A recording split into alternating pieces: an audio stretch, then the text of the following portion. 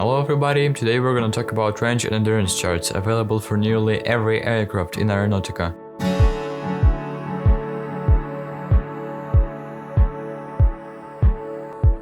I'm gonna split video into two parts. This part will be explanation of how to read those charts, and in second part I'm gonna actually check whether those charts are correct and how correct are they. I'm gonna choose a few charts for jet and supersonic planes. I will fly on each of those planes and see how correct those charts are, but before, of course, how to read them.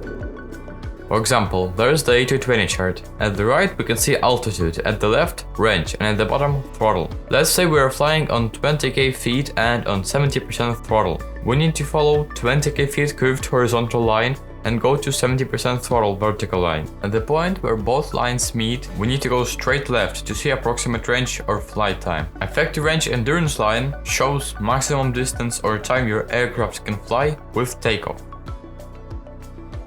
Now, before we go anywhere further, those tests are not to be used for calculating range of aircraft. And I also need to explain how do I run those tests. I picked A220 and Concorde. I've flown on each of them 3 times, on 8k feet and 30% throttle, 20k feet and 70% throttle, and their maximum altitude and 100% throttle. I also did not use afterburner on Concorde. Let's start with the A220.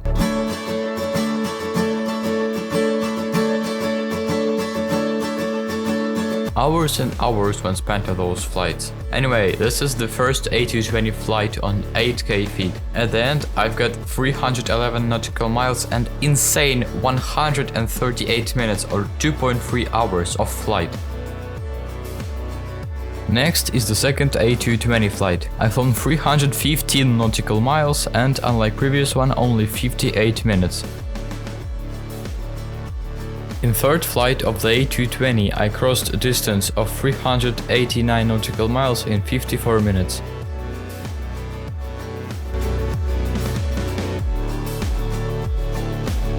Now let's move on to Concorde. In first flight, I've flown 293 nautical miles in 44 minutes. Second Concorde flight took me 17 minutes and 274 nautical miles. And the last flight was 18 minutes long. In that time I was able to fly 397 nautical miles.